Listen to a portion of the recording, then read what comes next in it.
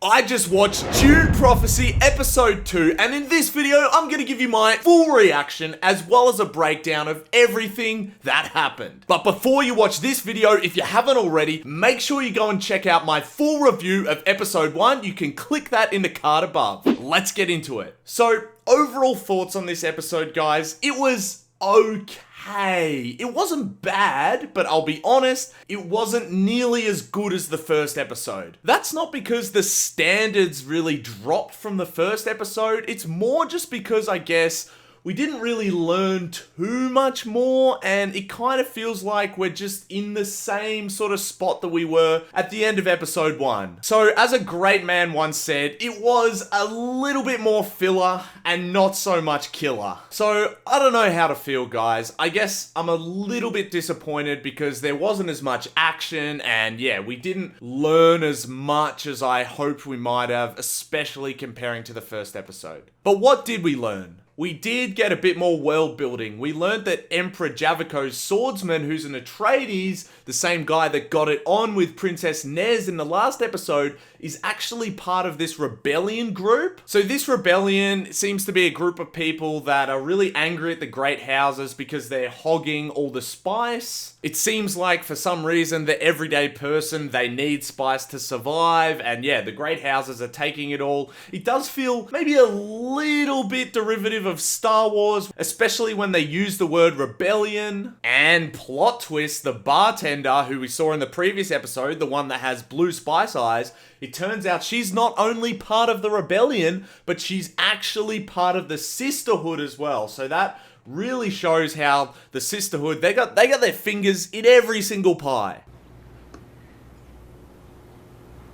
And guys, tell me if I'm wrong in the comments, but overall, that was pretty much all the new information that we got in this episode, so you can see why I was left feeling a little bit disappointed. We did get confirmation that Desmond was actually eaten by a Shai-Hulud, aka a sandworm, as we saw in the hologram last episode. Somehow that gave him the powers that he has to literally cook people, and yeah, he hates the sisterhood for some reason. Apparently he doesn't like them because they leave a trail of blood everywhere they go across the Imperium, but isn't that what Desmond's doing as well? But, you know, I guess in his eyes, he's doing what's best for the Imperium, but he sees the sisters as doing what's best for their own interests. By the end of the episode, we saw that Emperor Javicco decides to accept Desmond's help and reject all help from the sisterhood like he previously had with Kasha, and then that resulted in this huge moment where the Mother Superior tried to use the voice on Desmond,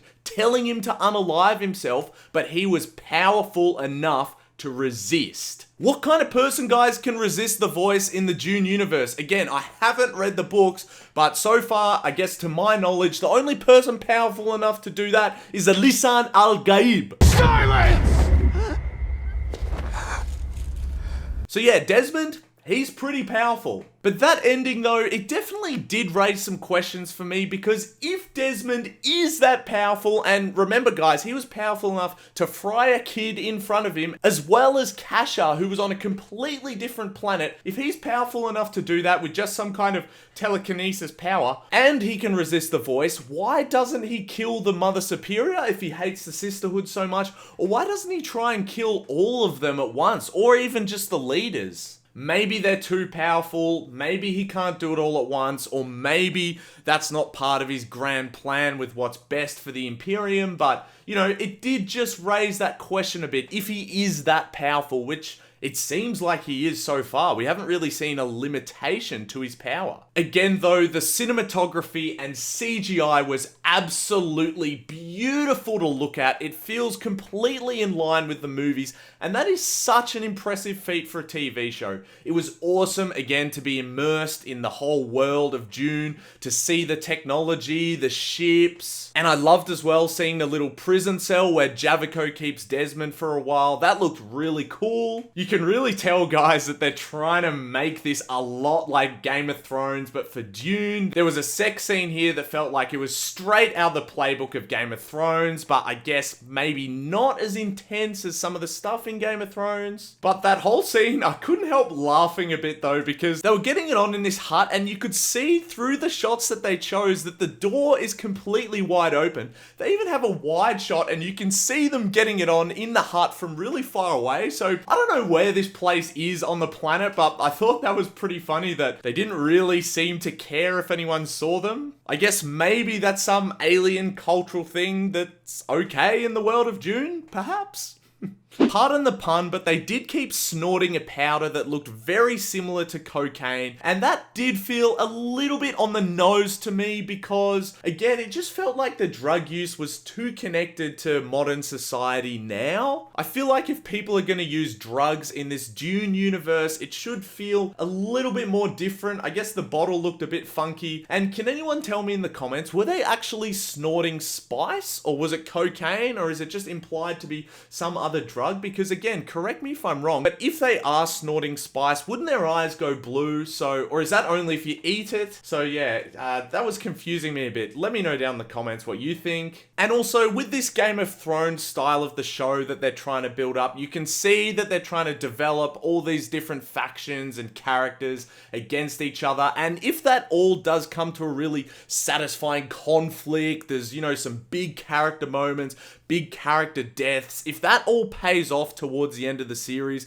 then fair enough. But if it doesn't, episodes like this that were more filler, that were more character development, you're kind of going to look back on and go, oh yeah, I really don't like that. It was a waste of time. So yeah, hopefully all of this sort of character and setup work that they're doing, there is actually a satisfying payoff for it at the end of the series. Speaking of the world building too, they also had like another sword duel scene where they're using that shield technology, and then the people using the shield technology actually kissed while the shields are on. I don't know, again, maybe I wasn't paying enough attention in the first two Dune movies, but when those shields are on, can you actually touch someone with your hand, like through the shields? Can you make physical contact? Because yeah, it felt a little bit strange that they were able to kiss through the shields. Would it feel weird? Would it feel different? I'm not sure if that's contradictory with how the technology works, or yeah, I'm not too sure about that one. And yeah, guys, so we also got a few scenes with Lyla, she's one of the sisters at the Sisterhood, and she's actually the great-great-granddaughter of Rakella,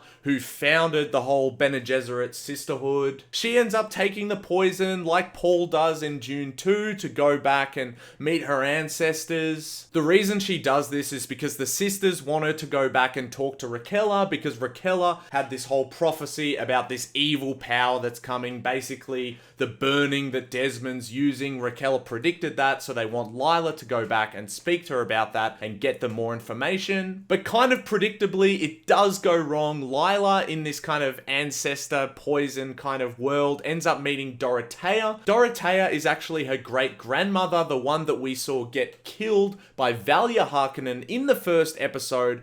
So yeah, Dorothea, she's not very happy about that, and so she ends up killing Lyla. And yeah, we didn't learn too much extra through that whole scene. It kind of, again, felt a bit filler. It had some awesome visuals, but yeah, we didn't really learn too much. So yeah, guys, that does sum it all up. Like, there wasn't a heap of action, we didn't get a heap of answers, and if the next episode follows in this trend, then yeah, it is gonna start to get a bit frustrating. But again, the production quality, the acting is so, like, high tier that it is still enjoyable to watch. So I definitely wouldn't say that this was bad, it was just a bit slow. We did get to see Desmond use his powers again, which that is always awesome to see on screen, but there was little mention of the thinking machines, the AI, and I think that's all connected to Desmond. I would have loved to have learnt more about that. Let me know if you wished you got to see more of that, and I think it has to be all connected. But yeah, we barely got sort of any extra mention about that, so I did find that a little bit disappointing as well. But anyway, guys, we still love Dune. We're still happy that we're getting more Dune, a TV series every week.